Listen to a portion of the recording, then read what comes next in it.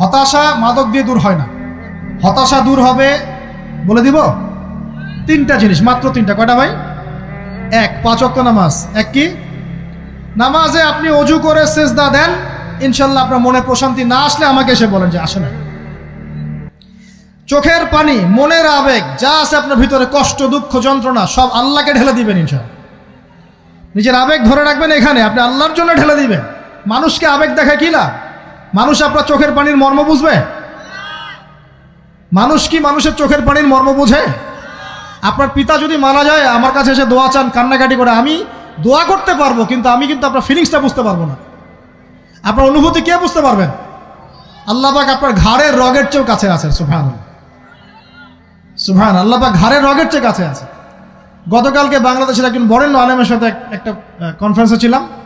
উনি বলছিলেন যে এক ব্যক্তি, এটা শোনেন, এক ব্যক্তি খুব তার শখ যে তিনি সাহাবীদের মতো নামাজ পড়া শিখবেন। কথা বুঝতে পারছেন?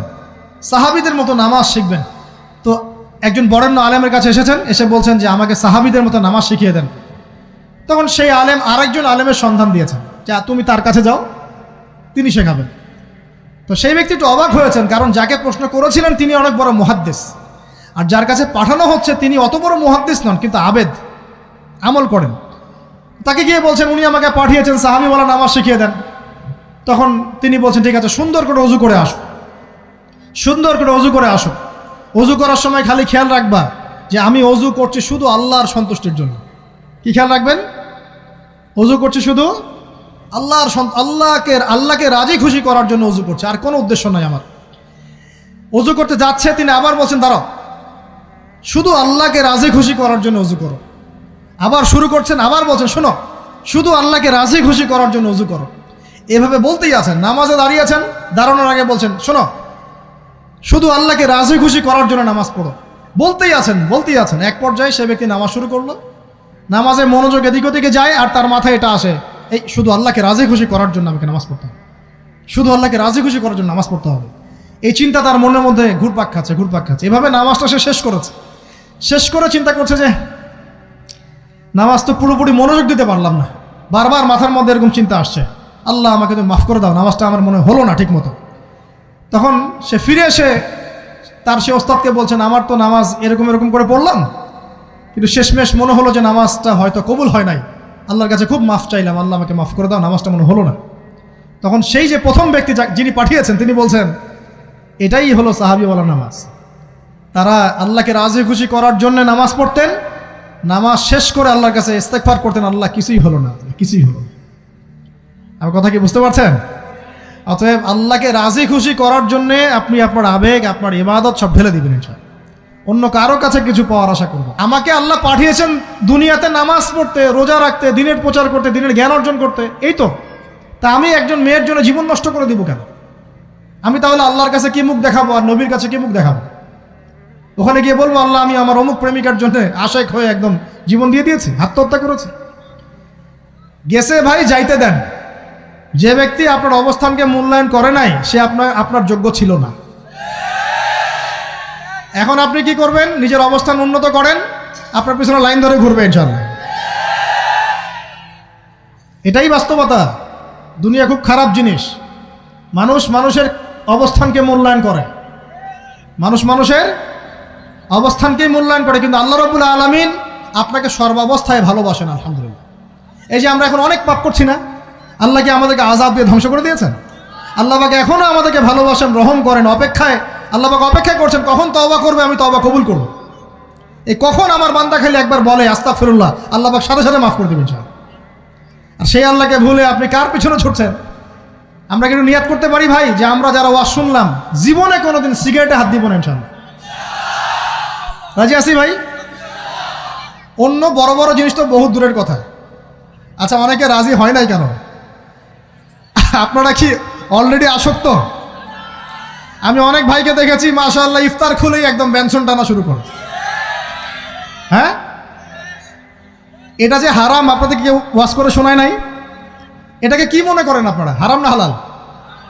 কেউ বলেছে মাকরু, নাকি মাকরু ফতোয়া দিয়েছে? মাকরুহ শব্দের অর্থ জানেন আপনি? মাকরুহ শব্দের অর্থ কি একটু শোনেন। সূরা বনী ইসরাঈল খুলবেন। কোন সূরা? সূরা বনী ইসরাঈল আল্লাহ পাক বলছেন, আমি বনু ইসরাঈলকে এই কাজগুলো করতে নিষেধ করেছিলাম। কোন কোন কাজ? জেনা করো না, জেনার ধার কাছে যেও না, এতিমের মাল আত্মসাৎ করো না, শিরিক করো না ইত্যাদি। যারা আলেম আছেন তারা আমার কথা বুঝবেন। এই কাজগুলোর পরে আল্লাহ পাক বলছেন যে এই প্রত্যেকটা কাজ আল্লাহর কাছে মাকরুহ, অপছন্দের। কিসের? অপছন্দ। আর এটাকে আপনি সহজ মনে করছেন? নিয়াত করি আল্লাহ পাকের সন্তুষ্টির জন্য আমরা কোনোদিনও মাদকের সাথে সম্পৃক্ত হব না ইনশাআল্লাহ। আর বিশ্বাস করেন, শুধুমাত্র মাদকদ্রব্য নিয়ন্ত্রণ অধিদপ্তর এই আইন কানুন এগুলো দিয়ে, জরিমানা দিয়ে মানুষকে মাদক ছাড়ানো যাচ্ছে না, যাবে না। কেন যাবে না এটা আপনারা খুব ভালো করেই জানেন, আমি বলতে চাচ্ছি না। অনেক সময় মাদক বিরোধী কনসার্ট করে মানুষ, মাদক বিরোধী কনসার্টে ওঠার আগে এক বোতল ডাইল খেয়ে আসে আগে। এগুলো কি বাস্তব কথা বলছি না অবাস্তব কথা বলছি? আমাদের যুবক ভাইরা কোশ্চিনকালেও মাদকের ধার কাছে যাবেন না ইনশাআল্লাহ। একটা হাদিস খালি মনে রাখেন, এই হাদিসটা মনে রাখেন। নবী সাল্লাল্লাহু আলাইহি ওয়াসাল্লাম বলেছেন, কেউ যদি মাদকদ্রব্য সেবন করে তার 40 দিনের নামাজ কবুল হবে না। সিগারেট একটা খেয়েছি, 40 দিন নামাজ নাই। এরপর যদি সে তওবা করে আল্লাহ মাফ করে দিবেন। আবার যদি মাদক খায় আবার 40 দিন কবুল হবে না। যদি আবার তওবা করে আল্লাহ মাফ করে দিবেন। আবারও যদি খায় আবারও 40 দিন কবুল হবে না। আবারও তওবা করলে আল্লাহ আবার মাফ করে দিবেন। চতুর্থবার সে যদি মাদক খায়, আল্লাহ রসুল সাল্লাল্লাহু আলাইহি ওয়াসাল্লাম বলছেন, আল্লাহ পাক কিয়ামতের মাঠে তাকে তিনাতুল খাবাল পান করাবেন। কি পান করাবেন? তিনাতুল খাবাল। সাহাবীরা বললেন, ইয়া রাসূলুল্লাহ, এটা কি? তিনাতুল খাবাল কি? নবী সাল্লাল্লাহু আলাইহি ওয়াসাল্লাম বলছেন, এটা হচ্ছে জাহান্নামীদেরকে আযাব দেওয়ার পর তাদের রক্ত মাংসের যে পুঁজ বের হবে, এই যে ড্রিঙ্কস, জাহান্নামের হার্ড ড্রিঙ্কস, এই ড্রিঙ্কসের নাম হলো তিনাতুল খাবাল। আল্লাহ পাক আমাদের সবাইকে মাদক থেকে বাঁচিয়ে রাখেন। আমল হচ্ছে কোরআন তেলাওয়াত। যে ব্যক্তি কোরআন তেলাওয়াত করতে পারে নিয়মিত, তার মনের মধ্যে এই হতাশা, এই ভীরুতা, এই কাপুরুষতা কিচ্ছু আসবে না ইনশাআল্লাহ। আমি গ্যারান্টি দিচ্ছি আপনাকে, হতাশা আসবেই না আপনার মনে যদি আপনি কোরআন বুঝতে পারেন। কোরআনের একটা আয়াত নিয়ে কোনো সময় দেখা যায় 2-3 ঘন্টা সময় পার হয়ে যাচ্ছে, আয়াতটা ছেড়ে সামনে যেতে পারছি না। কোরআনের ভিতরে ঢুকলে আপনি দুনিয়ায় ভুলে যাবেন কি হচ্ছে আশপাশে। আমি এমন অনেক আলেমকে দেখেছি যে একটা বই, পাতলা একটা বই, আরবি বই নিয়ে পড়া শুরু করেছেন, ওই যে ফজরের পরে জোহরের ওয়াক্ত হয়ে যাচ্ছে, বইটাই শেষ করতে পারেননি। বুঝতে পারবেন না, যখন আপনি ইলমের ভিতরে ঢুকে যাবেন, কোরআনের ভিতরে, হাদিসের ভিতরে, আপনার দুনিয়ার খেয়ালই নাই। একজন আলেম, তিনি এক রাত্রে একটা বই লিখেছিলেন, চটি বই, এক রাত্রের মধ্যে। বলা হচ্ছে, তার সম্পর্কে বলা হচ্ছে যে রাতের খাবার তাকে দেয়া হয়েছে যে আপনি এটা খেয়ে নেন। তো সে খাবারটা পাশেই আছে, খাবারটা খাবো, এটা লিখে খাবারটা খাবো, এরকম তার চিন্তা ছিল। ফজর হয়ে গেছে, বই লেখাও শেষ, খাবার এই অবস্থায় পড়ে আছে, ডুবে গেছেন ভিতরে, খাওয়ার মাথায় তার খেয়াল নাই। এরকম হয়। একজন মনীষী, বিখ্যাত মনীষী, রিয়াদুস সালেহীন কিতাবের রাইটার, সংকলক আল্লামা নববী রাহিমাহুল্লাহ, এরকম সারা রাত চলে গেছে, পাশে 2টা খেজুর, ওই 2টা খেজুর খাওয়ারই সময় পান। হাদিস নিয়ে গবেষণা করতে রাত পার হয়ে গেছে। আমি বলতে চাচ্ছি, যখন ইলমের ভিতরে, কোরআন হাদিসের ভিতরে ঢুকে যাবেন, আপনার দুনিয়ার খেয়াল আপনার চলে যাবে ইনশাআল্লাহ। এই টেনশন, হতাশা, এই সেই বাদ, তখনই আল্লাহ পাক আপনাকে তার পক্ষ থেকে রহমত দিবেন, বরকত দিবেন, আল্লাহ আপনার দুনিয়ার কাজগুলো করে দিবেন ইনশাআল্লাহ। তখন দেখবেন কেউ আপনার দুনিয়ার ওই কাজটা করে দিয়েছে, কেউ ওই কাজটা করে দিয়েছে, কেউ বাসায় খাবার পাঠিয়ে দিয়েছে, আল্লাহ পাকই এগুলো করাই দিবেন ইনশাআল্লাহ। তো প্রিয় ভাইরা, মাদকে যাব না আল্লাহর কাছে আসবো? 2 নাম্বার কোরআন তেলাওয়াত, 3 নাম্বার আল্লাহর জিকির। 3 নাম্বার কি ভাই? আল্লাহর জিকির। চলতে ফিরতে সব সময় মুখ চলতে থাকবে, মুখ না চললেও মনে মনে মন তাজা থাকবে, মনে মনে জিকির হতে থাকবে। মনে মনে জিকির করতে পারেন? মুখ নড়বে না, কিন্তু মনে মনে আপনার একটা জিকির হতে থাকবে, সুবহানাল্লাহ ওয়া আলহামদুলিল্লাহ, লা ইলাহা ইল্লাল্লাহ, আল্লাহু আকবার। পারা যাবে? পারে। মানুষের মন কখনো চুপ করে থাকে না, কিন্তু মানুষের মন অলওয়েজ কিছু না কিছু চিন্তা করতে থাকে না, যতক্ষণ না ঘুমায় মানুষ। তো প্রিয় ভাইরা, বেশি বেশি জিকির করবো, সুবহানাল্লাহ, আলহামদুলিল্লাহ, লা ইলাহা ইল্লাল্লাহ, আল্লাহু আকবার, লা হাওলা ওয়ালা কুওয়াতা ইল্লা বিল্লাহ, এগুলো চলতে থাকবে। আল্লাহ পাক তৌফিক দান করুন, আমিন। আমরা আমাদের সমাজে যুবকদেরকে এরকম টিকটকে দেখছি, অনলাইনে আসক্ত দেখছি, জেনায় আসক্ত দেখছি, পর্নোগ্রাফিতে আসক্ত দেখছি। আমরা দেখছি আমাদের যুব সমাজকে মাদকে আসক্ত, কিশোর গ্যাংয়ে আসক্ত। এইগুলো কি আমাদের কাম্য ছিল ভাই? আমাদের কাম্য ছিল? এই অবস্থায় কি যুব সমাজ আল্লাহ পাকের দ্বীনের পতাকা হাতে নিয়ে আল্লাহর জমিনে দিন কায়েম করতে পারবে কি না একটু আমাকে উত্তর দেন দেখি। এখন এই অবস্থায় পারবে? অতএব অবস্থার উন্নতি করতে হবে কিনা? উন্নতির জন্য রাজি আছি কিনা ইনশাআল্লাহ? আমরা চাই কি আল্লাহ পাকের দিনটা আল্লাহর জমিনে প্রতিষ্ঠা লাভ করুক, আল্লাহর দিন সবার ঘরে ঘরে পৌঁছে যাক, আল্লাহ পাকের দিনের যে সৌন্দর্য সবাই সেটাই, এই সৌরভটা সবাই পাক। আমরা চাই কি না? সমাজে শান্তি প্রতিষ্ঠা হোক, আবার সেই রাসূলের মতো যুগ চলে আসুক, আমরা চাই কি না? অতএব আমাদের সবাইকে যৌবনের এই প্রলোভনগুলো থেকে বেরিয়ে এসে আল্লাহ পাকের ইবাদতে আত্মনিয়োগ করতে হবে। আল্লাহ পাক আমাদের সবাইকে তৌফিক দান করুন, বলি আমিন। আমাদের সবাইকে আল্লাহ রাব্বুল আলামিন কুরআন এবং হাদিসের গভীর জ্ঞান অর্জন করার তৌফিক দান করুন, বেশি থেকে বেশি ইবাদত করার তৌফিক দান করুন। আল্লাহ পাক সবাইকে হারাম সমস্ত রিজিক থেকে বাঁচিয়ে রাখুন, জেনা, ব্যভিচার এবং নারীর ফিতনা, মাদক থেকে আল্লাহ বাঁচিয়ে রাখুন। আল্লাহ পাক আমাদের সবাইকে হালাল রিজিক, হালাল সম্পর্ক যথেষ্ট করে দিন। আল্লাহ পাক আমাদের সবাইকে যেন দিনের দাওয়াতের মেহনত করার তৌফিক দান করেন এবং আলেম ওলামার সাথে পরামর্শ করে দিন শেখার এবং বোঝার তৌফিক দান করেন। যুবতী দিনী বোনদের জন্য, এখানে বোনরা আছেন না? আছেন কি না? দিনী বোনরা আছেন? একটা নসিহত দিনী বোনদের জন্য আমি একটা নসিহত করতে চাচ্ছি, একটা নসিহত। আমার এই একটা নসিহত একটু মন দিয়ে শুনুন প্রিয় দিনী বোন।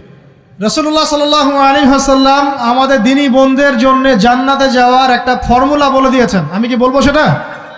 আচ্ছা, রাসূলুল্লাহ সাল্লাল্লাহু আলাইহি ওয়াসাল্লাম বলেছেন আমাদের দিনী বোনেরা, আমাদের মায়েরা, এই নারী জাতি মাত্র 4টা কাজ করলে জান্নাতের যে কোনো দরজা দিয়ে ইচ্ছা প্রবেশ করতে পারবে ইনশাআল্লাহ। খুশি হন নাই? কয়টা কাজ? মাত্র 4টা। এক, যদি আমাদের দিনী বোনেরা 5 ওয়াক্ত নামাজটা ওয়াক্ত মতো পড়ে, আল্লাহ পাক তৌফিক দান করুন, বলি আমিন। 2 নাম্বার, যদি তারা রমাদান মাসের রোজাটাকে ঠিক মতো আদায় করতে পারে। 1 নাম্বার 5 ওয়াক্ত নামাজ ঠিকঠাক আদায় করা, 2 নাম্বার রমজান মাসের সাওম রাখা, 3 নাম্বার তাদের লজ্জাস্থানের হেফাজত করা, মানে শরঈ পর্দা মেনটেন করা, শরঈ পর্দা মেনটেন করা। এবং আমি বলে দেই, চেহারাটা আপনাদের পর্দার অন্তর্ভুক্ত। এটা নিয়ে অনেক বাকবিতণ্ডা হয় না সমাজে, চেহারা দেখানো যাবে কি যাবে না ইত্যাদি। চেহারা আপনার পর্দার অন্তর্ভুক্ত বিষয়, ফুল স্টপ। এর উপরে ফতোয়া অনেকে অনেকভাবে দিচ্ছে, কিন্তু বরেণ্য উলামায়ে কেরামের কিতাবগুলো ঘাটাঘাটি করেন, তাদের ফতোয়া হচ্ছে চেহারা আপনার পর্দার অন্তর্ভুক্ত বিষয়, চেহারা ঢেকে রাখবেন, আল্লাহ পাক তৌফিক দান করুন। চোখ থাকবে খোলা, ঠিক আছে।